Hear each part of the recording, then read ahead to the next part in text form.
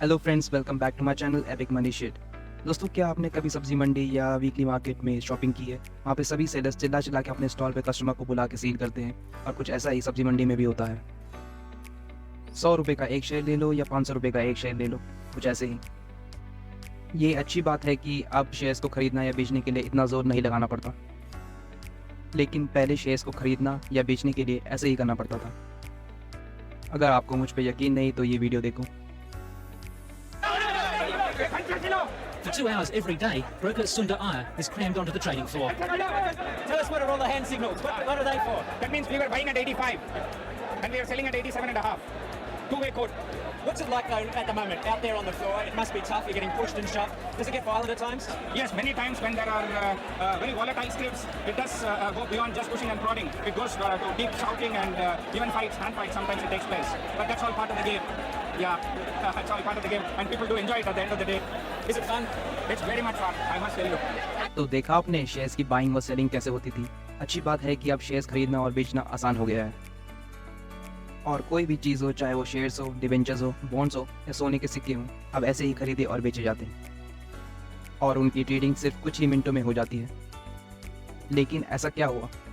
Demat account की वजह से। क्या आपने मेरा हाउ टू सेव मनी वाला वीडियो देखा है? पहले वो देखो, फिर आपको अपने खर्चे ट्रैक करने का आइडिया मिलेगा। तभी आपको पता लगेगा कि पैसे को कहाँ लगाना चाहिए। पैसे की कीमत बढ़ाने से बचाने के लिए पैसे को कंपाउंड करना और बचाना बहुत ज़रूरी है, और फिर उस पैसे को अलग अलग इंस्ट्रूमेंट्स में इन्वेस्ट करना चाहिए, जैसे कि एफडी, गोल्ड, शेयर्स और म्यूचुअल फंड्स। ये बहुत ज़रूरी है। इसीलिए हम स्टॉक मार्केट के लिए एक सीरीज़ ऑफ क्लासेस लेकर आए हैं, ताकि आपको सिखाया जा सके कि मार्केट में कैसे इन्वेस्ट करना है और कौन सी कंपनीज में करना है, ताकि आप एक बेटर इन्वेस्टर बन सके। और ये इन्वेस्टिंग सीखने के सफ़र में आप एक और कदम बढ़ाएंगे। आज की वीडियो में हम जानेंगे स्टॉक मार्केट क्या है, स्टॉक मार्केट कैसे काम करता है, और स्टॉक मार्केट के मुख्य खिलाड़ी कौन होते हैं, जैसे कि डीपीज, ब्रोकर्स आदि। जैसे सब्जी मंडी होती है, वैसे ही स्टॉक मार्केट भी काम करता है। आइए कुछ सब्जियों के मज़े लेते हैं।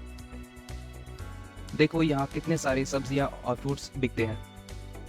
कुछ लोग सब्जियाँ बेच रहे हैं, कुछ लोग फल बेच रहे हैं, और कितने सारे खरीदार हैं। अब सोचो कि सब्जी मंडी को एक स्टॉक मार्केट की तरह सब्जी और फल बेचने वाले कंपनीज हैं, और इन सबको खरीदने वाले इन्वेस्टर्स मान लो। वेंडर अच्छी कीमत पर ताज़ा सब्जियां बेच रहा है, तो आप उस सब्जी को खरीदते हैं। वैसे ही स्टॉक मार्केट में आप कंपनी के शेयर्स खरीदते हैं, और शेयर्स खरीदने के बाद आप कंपनी के मालिक बन जाते हैं।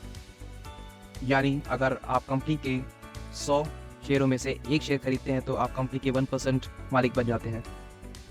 अब मान लो आप अपनी सब्जी बेचना चाहते हैं, तो आप भी सब्जी वाले के साथ बैठकर सब्जी बेचने लगते हैं। वैसे ही अगर आपने शेयर्स बेचने का इरादा किया, वैसे ही आप अपनी सब्जी की कीमत तय कर सकते हैं और उसे स्टॉक मार्केट में ऑफर कर सकते हैं। दोनों ही सिनेरियो में अगर खरीदार को लगता है कि कीमत सही है, तो वो खरीद लेगा।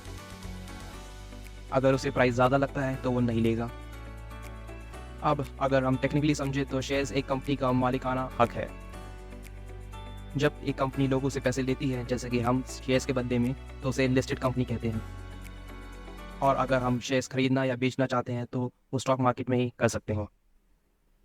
अब जैसे कि बहुत सी सब्जी मंडियाँ होती हैं, वैसे ही भारत में 2 स्टॉक मार्केट हैं, जिन्हें बॉम्बे स्टॉक एक्सचेंज यानी BSE और नेशनल स्टॉक एक्सचेंज यानी कि NSE कहते हैं।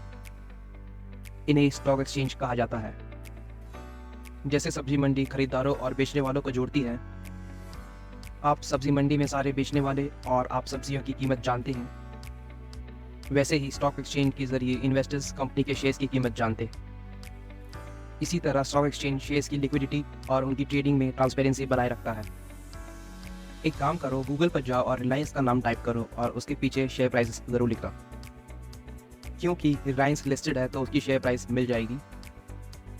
अगर कंपनी लिस्टेड नहीं है तो शेयर प्राइस नहीं मिलेगी, यानी कि आप स्टॉक मार्केट से बाय और सेल नहीं कर पाएंगे। क्या देखा आपने? कंपनी का नाम, उसकी कीमत कितनी चेंज हुई है, और एक अच्छी लाइन चार्ट। अब ध्यान से कंपनी का नाम देखो, उसके नीचे NSE रिलायंस। इसका क्या मतलब है? सही जवाब है, ये प्राइस NSE का है। आप रिलायंस के BSE की प्राइस सर्च में डालो। अब देखा आपने BOM, ये BSE की। अब आप पूरा चार्ट और सब टर्म्स समझने की कोशिश करो, लेकिन उससे पहले मैं आपको 2 नए टर्म्स और बता देना चाहता हूँ, निफ्टी और सेंसेक्स। NSE में अगर आप टॉप 50 कंपनीज को मिलाकर एक ग्रुप बनाते हैं तो उसे निफ्टी इंडेक्स कहते हैं, और BSE की टॉप 30 कंपनीज को सेंसेक्स कहते हैं। अब आपकी स्क्रीन पर मार्केट कैपिटलाइजेशन के हिसाब से निफ्टी में टॉप 10 स्टॉक्स की लिस्ट है। अगर आप निफ्टी के 50 स्टॉक्स के मार्केट कैप को जोड़कर उसे रिलायंस के मार्केट कैप के साथ कंपेयर करेंगे तो पूरी निफ्टी में 10.21 वेट रिलायंस का है और 8.9 HDFC बैंक का, और इसी तरह बाकी। जैसे हमने गूगल पर रिलायंस की कीमत देखी, वैसे ही कमेंट में आप बताओ निफ्टी और सेंसेक्स की क्या प्राइस है। आजकल मार्केट में टमाटर की काफ़ी शॉर्टेज है, इसलिए मिल भी नहीं रहे हैं, लेकिन बिना टमाटर के मज़ेदार खाना बन भी नहीं पाता है। इसीलिए टमाटर की डिमांड यानी कि टमाटर के खरीदार, टमाटर की सप्लाई यानी कि टमाटर के बेचने वाले पर कंपेयर करें तो खरीदार बहुत ज़्यादा हैं, इसीलिए टमाटर का प्राइस बढ़ने लगता है। वैसे ही स्टॉक मार्केट में होता है, जैसे ही डिमांड बढ़ती है शेयर प्राइस भी बढ़ जाता है। बेसिकली ये डिमांड सप्लाई का गेम है। अगर एक कंपनी अच्छी तरह से ग्रो कर रही है और अच्छे प्रॉफिट बना रही है तो उसकी डिमांड बढ़ सकती है, जिससे उसकी कीमत भी बढ़ सकती है। लेकिन याद रखना, मैंने आपको स्टॉक मार्केट के काम को आसान भाषा में बताया, लेकिन स्टॉक मार्केट प्राइस की मूवमेंट का कारण कंपनी से जुड़ी आर्थिक, सरकारी या और कोई फैक्टर्स के चलते होता है। मैं अपनी नेक्स्ट वीडियो में आपको इसके बारे में और इन्फॉर्मेशन दूंगा। अब सोचो, आपने एक शेयर को 100 रुपये में खरीदा। कंपनी की अच्छी परफॉर्मेंस और ग्रोथ के कारण शेयर प्राइस 120 हो गया। अब जब भी आप अपना शेयर बेचोगे तो आपको 20 रुपीज़ का प्रॉफिट मिलेगा, जिसे हम कैपिटल गेन्स कहते हैं।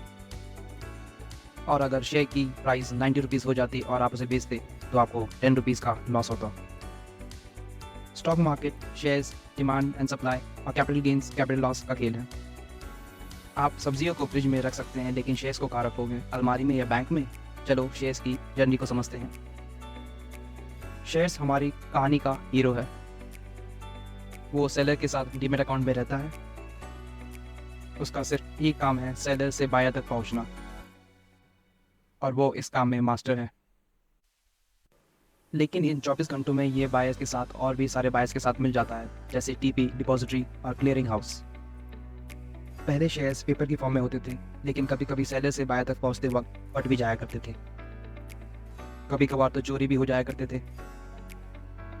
क्योंकि वो पेपर फॉर्म में थे, इसीलिए सेबी ने इसे इलेक्ट्रॉनिक फॉर्म में कन्वर्ट कर दिया, और शेयर्स अब सिर्फ डीमेटलाइज फॉर्म में ही होते हैं, यानी कि डीमेट अकाउंट। सिर्फ डिपॉजिटरी यानी CDSL, NSDL शेयर्स को रख सकते हैं। शेयर्स अपने फेवरेट बायर्स, सेलर्स तक पहुंचने के लिए डिपॉजिटरी और इन्वेस्टर के पास DPs होते हैं, जो डिपॉजिटरी पासवर्ड्स के रूप में काम करते हैं। इन DPs को बैंक की तरह समझ लो। ये DPs ट्रांसफर प्रोसेस में मदद करते हैं। वैसे ही DPs इन्वेस्टर्स के शेयर्स को डीमेट अकाउंट में स्टोर करते हैं और हर खरीदने और बेचने की ट्रांजैक्शन को रिकॉर्ड करते हैं। ये DPs बैंक, फाइनेंशियल इंस्टीट्यूशन या ब्रोकरेज फर्म्स हो सकते हैं, जैसे कि grow, ICICI security, Motilal Oswal, Zerodha और अपस्टॉक। अब इन्वेस्टर अपने DP के थ्रू CDSL और NSDL के पास डीमेट अकाउंट। अब शेयर्स को बायर को बेचने का काम शुरू होता है। अब ये TP बायर की ट्रेड को स्टॉक एक्सचेंज में बेचता है। स्टॉक एक्सचेंज बायर के शेयर्स की कीमत और क्वांटिटी को सेलर की कीमत और क्वांटिटी के साथ मैच करता है। अब हमारे शेयर की जर्नी शुरू होती है। Stock exchange clearing corporation of India तक पहुंचता है, जो क्लियरिंग हाउस होता है। वो ट्रेड को सेटल करता है और शेयर को बायर के डीमेट अकाउंट से सेलर के डीमेट अकाउंट तक पहुंचाता है। फिर वो सेलर के डीमेट अकाउंट से बायर के डीमेट अकाउंट तक पहुंचता है। क्या आपको शेयर से मिलकर मज़ा आया? मुझे भी आया। इन्वेस्टर की तरह हमारा काम सिर्फ डीमेट अकाउंट खोलना और उसमें बाय और सेल का ट्रेड प्लेस करना है। हमारा इस प्रोसेस में कोई भी रूल नहीं होता है। तो बस हमें 2 चीज़ें सीखनी है, कैसे डीमेट अकाउंट खोला जाता है और कैसे DP चुना जाता है, और स्टॉक्स को रिसर्च और इन्वेस्ट कैसे किया जाता है। जब आप डीमेट अकाउंट खोलते हैं तो साथ ही में ट्रेडिंग अकाउंट भी खुलता है। डीमेट अकाउंट में शेयर्स स्टोर होते हैं। शेयर्स के खरीदने और बेचने के लिए ट्रेडिंग अकाउंट भी खोला जाता है। आमतौर पर डीमेट अकाउंट के साथ ट्रेडिंग अकाउंट भी खुलता है। आपको उसके लिए अलग से प्रोसेस करने की ज़रूरत नहीं होती है। और जब बात आती है रिसर्च और स्टॉक समझने की, तो आज हमने स्टॉक मार्केट में शेयर्स, डीमेट, डीपीस, डिपॉजिटरी और क्लियरिंग हाउस के बारे में, लेकिन कब खरीदना है, कब बेचना है और क्यों कीमत बदलती है, ये सब बहुत ज़रूरी है। तो हमारी अगली वीडियो का इंतज़ार करो। लेकिन आज का टास्क और बोनस टिप अभी बाकी है। पता करो भारत में निफ्टी और सेंसेक्स जैसे कितने इंडेक्सेस हैं और अपना जवाब कमेंट सेक्शन में लिखो। मैं अगली वीडियो में इसकी शुरुआत में इसका जवाब। और अगर मैं बोनस टिप की बात करूं तो आप अपने डीमेट अकाउंट में सोने को भी डीमेटलाइज फॉर्म में स्टोर कर सकते हैं। इसके लिए आपको SGB यानी सोवरेन गोल्ड बॉन्ड्स में इन्वेस्ट करना होगा। तो मिलते हैं अगली वीडियो में फ्रेंड्स। अगर आप हमारे चैनल पर नए हैं तो चैनल को सब्सक्राइब करना ना भूलें। और आपने अभी तक अपना डीमेट अकाउंट नहीं खोला है तो आप हमारे वीडियो डिस्क्रिप्शन में दिए हुए लिंक से अपना अकाउंट खुलवा सकते हैं। Thank you for watching. जय हिंद।